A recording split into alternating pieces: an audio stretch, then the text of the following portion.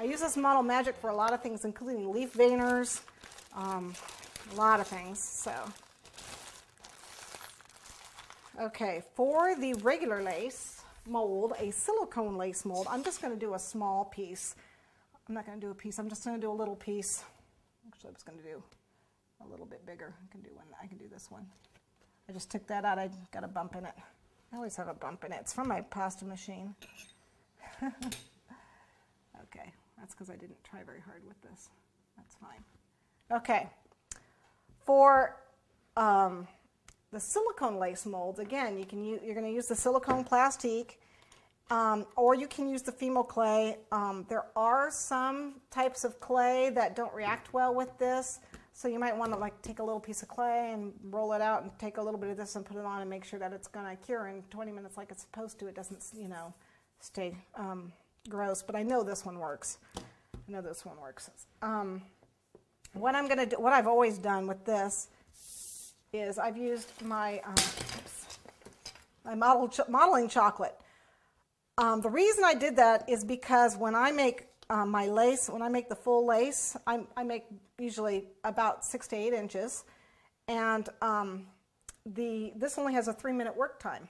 I didn't have the silicone plastique at that time, and it only has a 3-minute work time. And so the modeling chocolate, what you can do is, what you have to do is you put it in the freezer and chill it and get it nice and hard, which chocolate will in the freezer, and then I use this to go over it, and what happens is the cold slows down how fast it cures. So I have more work time with it, because believe me, you can't do it in 3 minutes.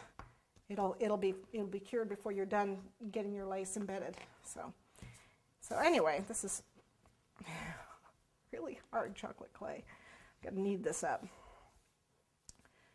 So like I said, I would use Dominique's product. His clay stuff is really good. It's a lot easier to use than the Fimo clay stuff. It's really hard to knead, and I would use his product.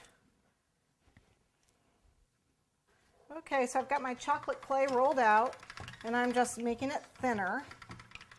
Put it about, oh, I don't know. Oops, it's starting to rip a little. Get the rippy part off. I just need it the size of my lace. And actually, that looks pretty good. So it looks like it's about 1/8 of an inch thick. I actually always eyeball this. Basically, what I'm doing is, I'm going to go just a little thinner. What I'm trying to do is, what I've always done, is created a backing to my lace, just something so that it creates a well in my silicone plastique or my Fimo clay. I'm sorry, my Amazing Putty. Something that goes on the lace so that when I put the fondant in, there's enough fondant there to make the lace impression and lift it up. Because I can't make my fondant this thin. That's not going to work.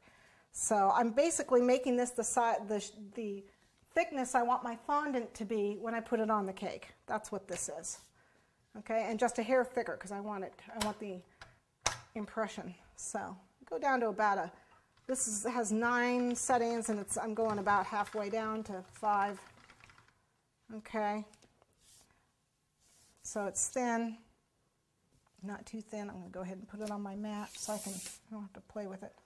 Okay, and what I'm going to do is lay this on again. Watch out for when your, I'm trying to get that blue thing out.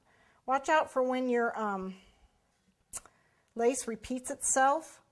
And again, when I do a long piece of lace, I'm going to go ahead and cut just the ends off, just because I always do when I mold stuff.